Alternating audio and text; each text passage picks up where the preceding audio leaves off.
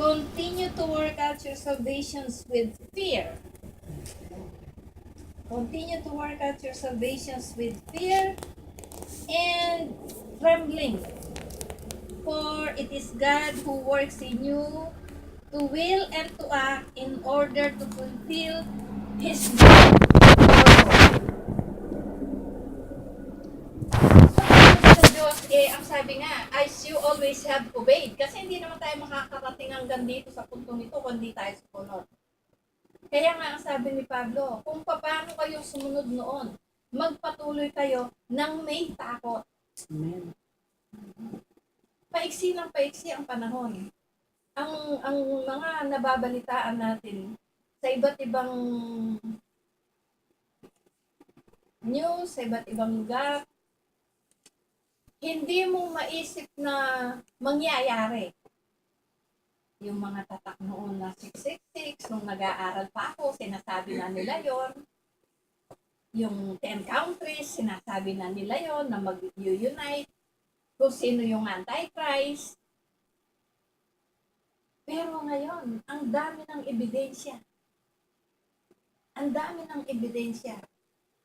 Pagkatapos nating nag-celebrate ng birthday ni Cristo, darating na tayo sa bagong taon. God wants to remind us to work out your own salvation with fear. Kasi maiksi ng paiksi panahon. Kailangan na tayong matutong magbantay sa ating sarili as well as those who are close by. Yung ating mga kapatira, kamag-anak, kaibigan, na malapit sa atin na kaya nating abutin. Huwag natin silang pabayaan. Hindi na biro kasi ang takbo ng panahon. Ang sabi ng Diyos, ako ang magtatapos ng inyong pananampalataya. Walang makakapag-agaw sa iyo sa aking kamay. Pero tayo, pwede tayong umalis sa kamay ng Diyos. Kaya natin umalis. Yun ang hindi niya control, yung will natin. Kaya kahit anong higpit ang hawak niya, kung tayo mismo hindi magbabantay sa ating sarili at magiging lax tayo sa ating pananampalataya, yung sinelebrate natin, huwag nawang masayang. Huwag nawang masayang. Sabi nga, do everything without grumbling or arguing. Sometimes, kapag tayo ay naglilingkod sa Diyos, tulad ko, si Ate, si Mirna, kahit hindi niya sabihin sa kahit talino, alam ng Diyos ang kanyang nararamdaman. Biro mo ang trabaho ng isang psychiatrist, isang doktor, mag-preach, nanay, kahit hindi pa siya kasama. I mean, it can get very exhausting. It can worn you out. Kahit ako, hindi ko naman naranasin. Pero being a mother of 4 kids, I really am blessed to have a husband who is on my back all the time. But it can get very exhausting. Nagtuturo ka, mag-maintain ka ng relationship sa asawa, sa mga anak, sa mga kaibigan, sa mga estudyante. It can really get you. Pero, sabi, kung hindi natin mababantayan ng sarili, sabi nga magbantay ka, baka ikaw na may kaluluwang dinala sa Diyos, ikaw naman ang hindi makapasok. Kasi mga warning yan.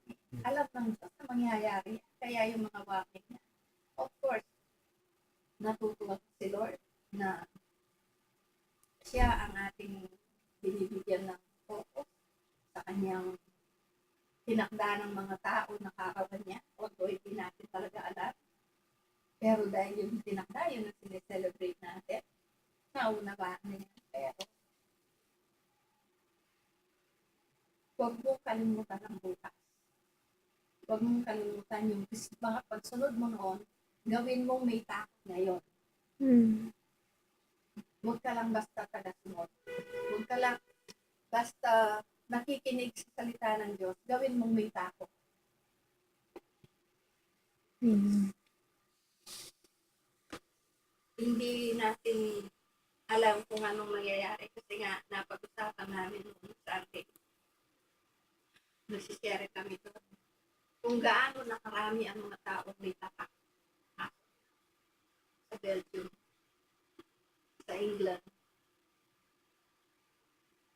Marami. Sa tatlong country na itong sinabi, nakalimutan ko lang kung ano isa. More than a million na may tatak. Opo. Philippines meron. Opo. Dito sa Amerika meron na rin, pero hindi pa masyadong kalat. Hindi pa masyadong bulga. Hindi pa masyadong underground. Opo. Pero